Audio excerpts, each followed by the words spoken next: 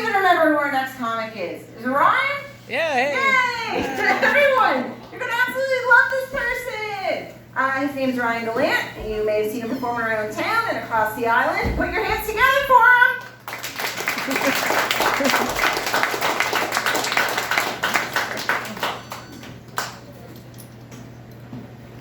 Hey guys, long time no see. Woohoo! Comedy's back.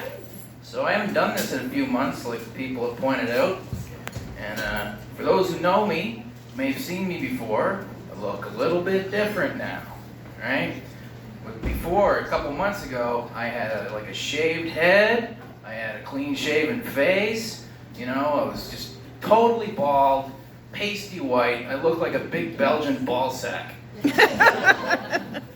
I looked like a skinhead. I know what vibe I was giving off. I know. I looked like a guy who Joe Rogan would have on his podcast as an expert on racism. I looked like a guy who was homeschooled.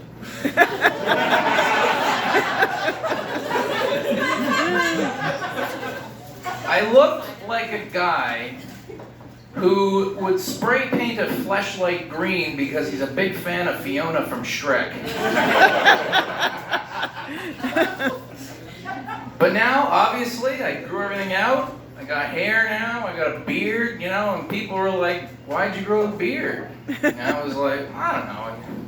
I guess I just really wanted to stand out as a white male comedian. That one might get funnier as the night goes on. We don't know. But I am a white male comedian. I'm a single white male comedian. Lots of reasons for that, I guess, but my mind just keeps coming back to the time that my ex-girlfriend came over one night, and I made a really nice dinner.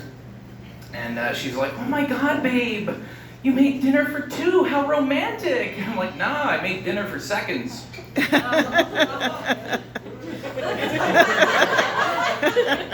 like, you know, there might be some crackers in the cupboard you can have. Should have told you to bring a granola bar or something. So I'm single and depressed, which this time of year, not a good combo. But, you know, I'm making do.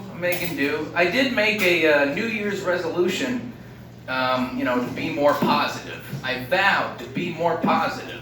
And then I had to get a COVID test. I'm like, no, I take it back. No, but I'm not infectious. Don't worry, I'm good. You know, but just to be on the safe side, I'm going to stay negative. So tonight, if you don't mind, I'm just going to go through a few things that I'm not a fan of. You know, that's okay, because, you know, this might be therapy for me on some level. And I think we're all entitled to some therapy after the last 2 years. Huh? I think so. You know, and what is stand-up comedy, if not therapy for us broken fucks? So, okay, let's start somewhere. Something I don't like. Fingerless gloves. What the fuck? You either need gloves or you don't. I need them to text in the winter when it's cold. No, you need them to five-finger fuck yourself. Stop it. Look, unless you're Andrew Dice Clay in 1988, or you're looking to get in a quick finger bang on a ski lift, cut that shit out. It's not even a joke, really. It's just a plea. Another thing I don't like, reality TV. And I know this might upset a few people, because I know it's got its fans, but it's just, it can never hold out interest, you know? Like, they get old pretty fast, even the good ones, like Hell's Kitchen with Gordon Ramsay, or whatever he's calling the show now, where he just verbally eviscerates people in the kitchen. Like, it's fun for like an episode, and then it just gets old. But, you know, that's a show, I think, in particular, that could win me over with a gimmick or two, you know? Something extra, a little seasoning, you know? Like guest stars. That might be enough, you know? One week he just brings on some celebrity guest stars, like the Muppets. That could be fun, right? One side of the kitchen, you got Gordon Ramsay doing his thing. This tastes like dog shit! The other side of the kitchen, you got like Swedish chef. Derpa derpa derpa derpa fucking raw. Maybe Fozzie's there, you know? Waka waka waka on out of here because you can't fucking cook! Kermit, you gotta have Kermit, right? Because he's the captain of the Muppets. Can't do a guest spot without Kermit. He'd be nicer though, a little bit. This roast pork is pretty good. Wait, where is Miss Piggy? Oh, I thought that tasted familiar. Who let Jordan Peterson in my fucking kitchen? That one's just for Taylor.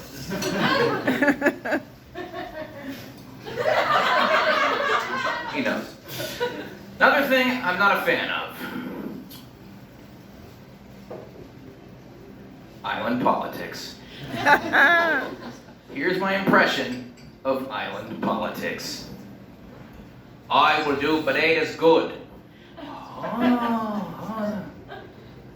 I will do potatoes better. I will do potatoes best and build 3 new roundabouts. Oh, Lord, thunder and Jesus, I'm voting for him, boys. You know, I guess, politics is kind of fun here sometimes, in some ways. Like, the web ads that come out around election season? I kind of love those. They're pretty good.